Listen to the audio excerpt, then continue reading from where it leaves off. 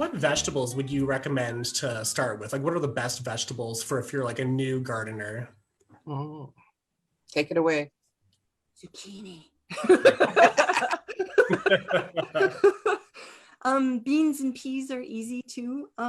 They're fairly easy. I mean, on a scale of easiness, they're fairly easy.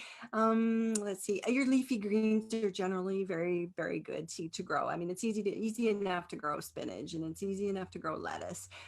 So like leaf lettuce and those kinds of things. So yeah, radishes are fairly easy, although sometimes I know people have troubles with them being woody, or they have troubles with the size of them, that kind of thing.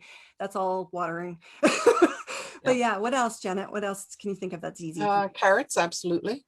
So yeah, in terms of the roots, it's the carrots, the radishes, and the potatoes, right? Yeah. Yeah, those are the roots in terms, but Calgary's got such beautiful weather for greens, you know, Yeah, all it's of great. them, you know, and they're so productive.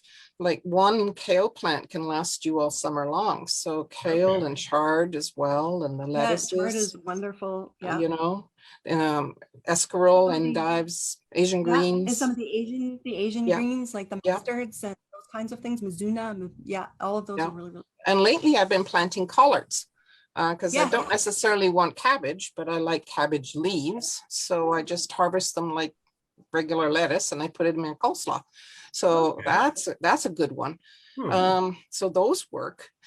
The ones that I've started to avoid are the big brassicas. So the cabbages, the broccolis, cauliflower, Brussels sprouts. They're harder.